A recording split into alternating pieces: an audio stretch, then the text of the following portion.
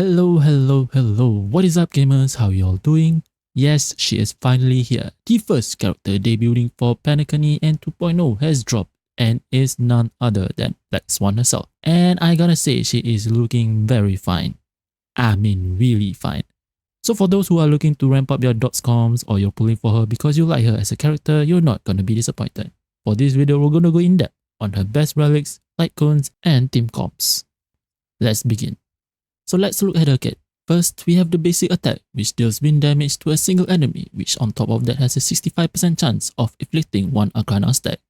In addition to that, if the target has wind shear, bleed, burn or shock, then each will have an extra 65% chance of inflicting another stack of Arcana. Next, her skill will deal wind damage to target and any adjacent enemies. This time there is 100% chance of inflicting one Arcana stack on target and adjacent enemies. Not only that, a 100% chance of reducing defense on the target enemy and 20.8% on adjacent targets for 3 turns. Her ult inflicts Epiphany on all enemies for 2 turns. Those inflicted will take additional 25% more damage in their turn, and their Arcana effect is regarded as wind shear, bleed, burn and shock, which also at the beginning of their turn, when their Arcana effect is triggered, the stacks will not reset, and this non-reset effect will trigger for 1 time during the Epiphany's duration.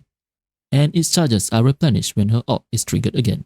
Then we have a talent where target enemies with dots will have a 65% base chance inflicted with 1 Arcana stack, which while inflicted will be dealt with wind dot damage at the start of each turn, and with each Arcana stack increases the dot damage multiplier, after which Arcana resets to 1 stack.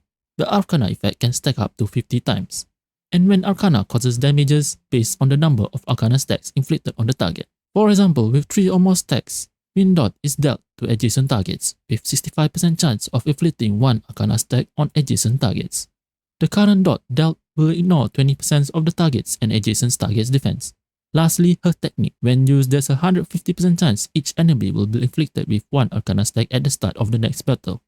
And for every successful inflictions, the same target will be inflicted another stack of Arcana. The process will repeat itself till it fails. To sum it all up, her kit revolves around dealing a lot of Arcana stacks towards her targets and adjacent enemies, which will trigger over time dealing damages to them. And just by looking at her kit, you should prioritize her talent as it will be the main factor triggering all the effects of Arcana stacks, followed by her ult, then her skill or basics. Moving on to her major traces. Her A2 enables her skill attack a 65% chance of applying another Arcana stack with each of the buffs present on the enemies such as wind shear, burn, bleed or shock. Then her A4 applies 1 Arcana stack. Then her A4 allows her to apply 1 Arcana stack with 65% chance when the target enemy enters battle. And each time the target enemy receives dots from party allies, there's 65% chance of them inflicted with 1 Arcana stack, which goes up to 3 times during a single attack. Lastly, her A6 increases her damage equals to 60% of her effective hit rate, with a max cap of 72%. Again, her Arcana stacks benefit from her A2 and A4 traces, with her A6 boosting her overall damage. So prioritize her A6, then her A4 and lastly her A2. And these are her minor traces bonuses. Now to her Eidolons. Her E1 reduces elemental rest with respect to the debuffs they are inflicted. So for example, if the enemies are inflicted with burn, the fire resistance of the enemy will be reduced by 25%. Her E2 just buffs her infliction. Her E2 just buffs her Arcana stacks even further. When the target with Arcana is defeated, a 100% chance of inflicting 6 Arcana stacks on adjacent targets. Then of course, her E3 increases skill and talent max level to level 15, which then her E4 capitalizes on her ult in the Epiphany state. During that state, enemies inflicted by Epiphany, their effect rest is reduced by 10%. On top of that, at the start of their turn or when they're defeated, Black Swan regenerates 8 energy, which this regeneration effect triggered for 1 time during this state, which of course the trigger count resets till the enemies are afflicted with Epiphany again. Then her E5 increases her max level of ult and basic attack to level 15. Lastly, her E6 also buffs her Arcana stacks effects. When enemy target is attacked by allies, there's a 65% chance of inflicting 1 Arcana stack. Then each time Black Swan inflicts, a fixed 50% chance of increasing the number of stacks by 1. So judging by her Eidolons, getting up to E2 is already sufficient, and of course up to E6 will just provide even more buffs to her Arcana stack effect. Overall, her kit, whether you are ECCing her or not, you'll definitely have fun playing with her because her kit revolves around Arcana and debuffs she provides as a both Nihility and a DoT unit. So that is all for her kit. Let's move on to her Relics, Planetary and Light Cones. For her Relic, it's a no-brainer. 4-piece Prisoner will be the go-to. But if you're feeling like trying the new relics, then 2-piece of Pioneer, paired out with either 2-piece of Musketeer or Eagle of Twilight will be fine. For her planetary, the Pan-Cosmic Commercial Enterprise is the set to get. With the increased effective hit rate and attack increase is beneficial for a character like her. For the main stats, on her body piece, slot in effective hit rate to reach that 100-120% effective hit rate.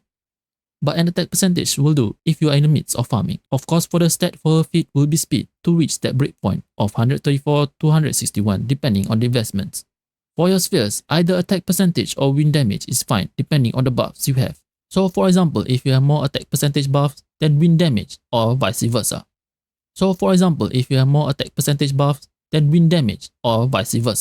And then for her rogue, slot in attack percentage. And these are the general priorities of her substats. So prioritize her effective hit rate, then her speed, and lastly, stack as much attack percentage as possible. So these are her endgame stats that you should all be aiming for. Lastly, her light cones. Her signature light cone is a must-have with high effective hit rate and attack percentage and added 28.8% defense rate and pair up with 4-piece prisoner, making it the absolute must for her for those enthusiasts. Of course, alternatives like Kafka's signature light cone, patience is all you need, which allows for more dot damage and allow faster Arcana stack. Then we have the Eyes of the Prey for massive effective hit rate, while Good Night and Sleep Well for the large damage boost for her. Then for all the free-to-play players, don't fret. We have Solitary Healing, which is a good light cone, and that's not all. Another free-to-play light cone has debuted in the new update, which is now available at the MOC store. It's showtime. The light cone itself provides stacking debuffs, and with the second debuff being activated due to her 100% plus effective hit rate and debuffs from her, it is by far the best free-to-play option for her. Which now comes to the most fun part of the video, team comps. Of course, it's a no-brainer when it comes to team comps. Kafka with a detonation that can trigger Black Swan's further stacking abilities allow Black Swan's Arcana stack to reach her highest potential. Then we have Gunaifen with her alternative elemental dog type for additional Arcana stack. Not only that, her Fire Kiss boosts overall Black Swans and team damage, especially her E1 lowest effective rest, which allows Black Swans and team's effect take place without compromise. Of course, we can't disregard Sampo. At E4, his skill detonates a portion of Windshear with each bounce hits. And since that Arcana is considered as Windshear, Sampo can also detonate Arcana and apply additional stacks thanks to Black Swan's ability. For supports, Ron May is one of the best supports for DoT's team. With her AoE Elemental Shred and Speed Boost, Black Swan and other DoT's characters in the team can capitalize on it and provide substantial damage to enemies, be it MOC or pure fiction. Then we have Asta with her attack and speed boost, albeit inferior to Ron May but does get the job done. Then we have Pella with a defense shred in her kit, and on top of the effective hero bonus ability and assist Black Swan in damaging her enemies further. Of course, we can't leave out Silverwolf when partnered with Pella can reach that 100% defense shred, and Black Swan will be needing her signature light cone, also providing the assist that Black Swan needs. Lastly, for sustains, Ho-Ho with her additional energy and attack boost from her ult allows Black Swan with faster access to her ults, boosting overall output damage. And this will be our ideal team comps for Black Swan to fully utilize her potential. Which now begs the question, how valuable is Black Swan to your account? Personally, she is a character that is fun to play with, especially with her Arcana stack playstyle. For those who are pulling for her because you like her as a character, then you're not gonna regret it, assuming by now you have supports like Asta, Pela, or maybe Silverwolf to accommodate her damage potential. Then for those who are running DoTs and are looking to elevate your DoTs comps, then she is definitely a must pull. Overall, an amazing character with all the deserved hype, because of her elevation she brings to DoTs comps, and not only that, she can still provide the sub DPS role if you are not running DoTs, if you have the right supports to accommodate her damage boost needs. But of course, at the end of the day, pull for whoever you like because that is the most important aspect of playing a game, which is to have fun playing. So that is all from me. Let me know in the comments down below if you managed to pull for her or you're planning to skip this banner for other featured banners or reruns that are happening or will be happening soon. And as always, see you on the next video.